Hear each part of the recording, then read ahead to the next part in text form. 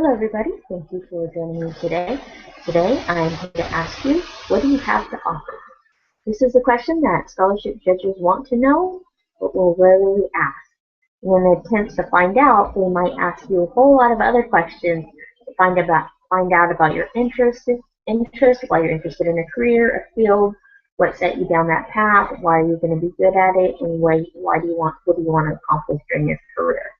So they will ask you a wide variety of questions to find out the type of person you are, what skill sets you have, what things you've done in the past in order to develop these skill sets or to demonstrate that you're being genuine or to demonstrate your character.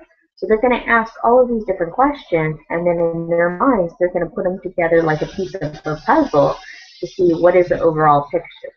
And the reason being is that they're investing in you and they want to see a return. They want to see an outcome. They want to know, what do you have to offer society? What are you going to do with your education to help improve a particular situation? Whether you're addressing a problem, a need of society, why should they be confident in investing in you? And so answering the question, what do you have to offer, indirectly is an underlying theme that needs to be present in regardless of whether you're writing a scholarship essay or you're doing a scholarship video or you're showing a portfolio. It's something that you should be thinking about. What message are you communicating?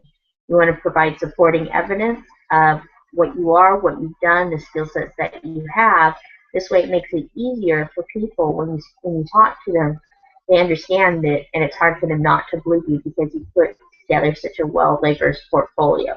This could include on social media if they want to look you up online, which I've talked to scholarship judges that say, yes, we do look up our candidates because we know that they may look great on paper, but we want to find out what they're really like.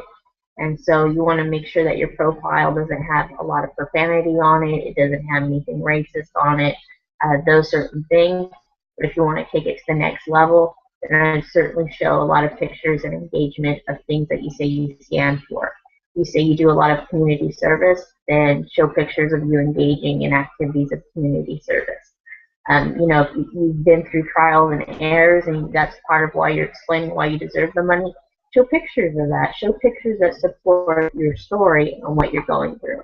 So one of the ways to stand out, as this card demonstrates, is you're going to have a lot of people who are asking for money, but you're going to have a very few people who are going to explain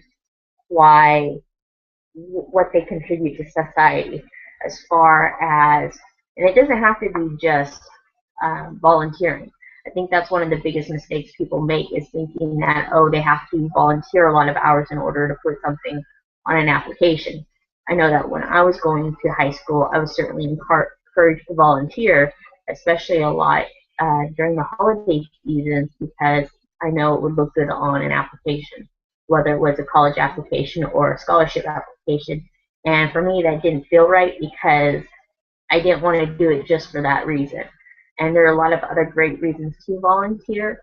And as a kid, I didn't have a lot of time to volunteer because I spent a lot of time being bussed around the city to different schools. So it limited the amount of time I did have to volunteer. I did volunteer when I could, but that wasn't the major part of my story, which brings me up to my next point, is what you have offered in the past versus what you will offer in the future. And so one of the approaches that I took is I decided to focus on the future rather than the past. I knew that I didn't have a lot to compete with as far as other candidates, as far as past experiences and volunteering. So I talked about what I would do in the future. What are some of the goals that I wanted to provide? What are the things that I wanted to do for the community? I know that employment is a big topic for a lot of people, especially since I grew up in an area where there's a lot of agriculture, so there's a lot of positions where there's not a high opportunity to move up because there's a lot of work in the fields, and I didn't want to work in the field, so I wanted to help explore that issue and provide some solutions towards it.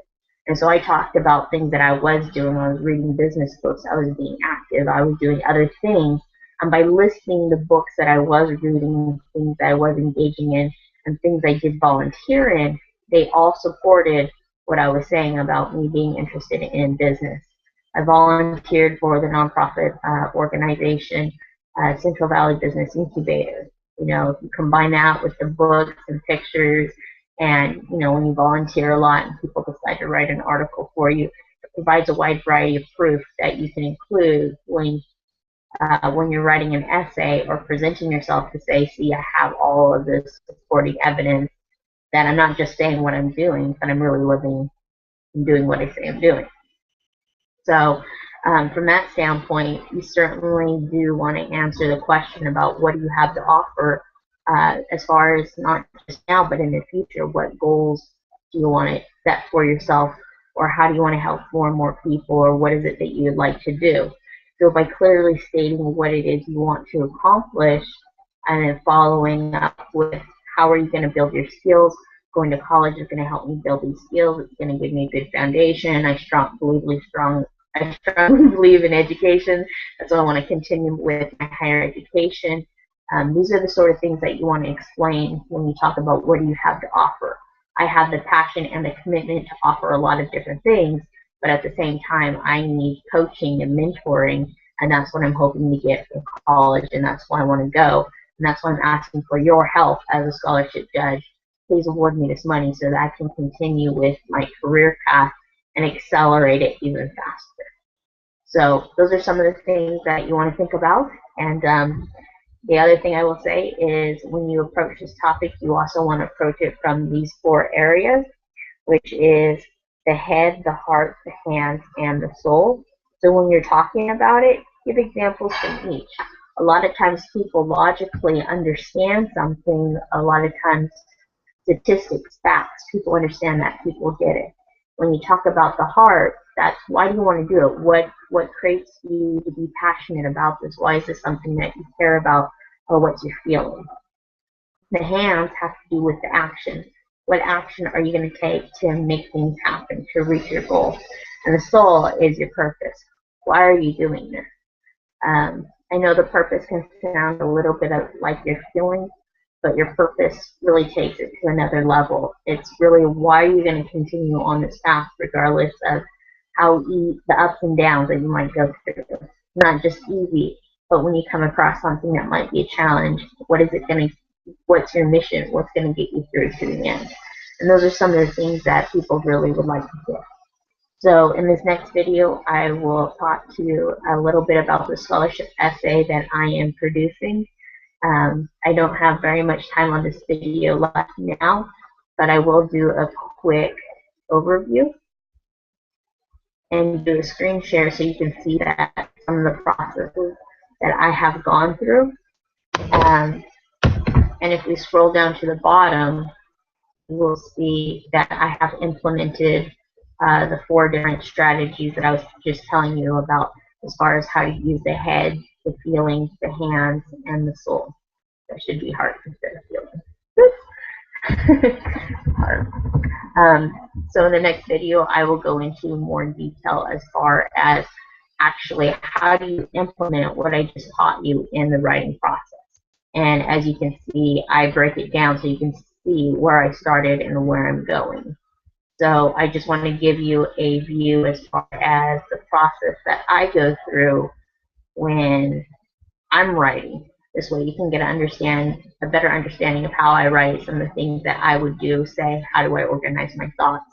And then you can follow the same pattern when you're writing, when you're talking or expressing yourself as well. So thank you so much for joining, and I will see you soon.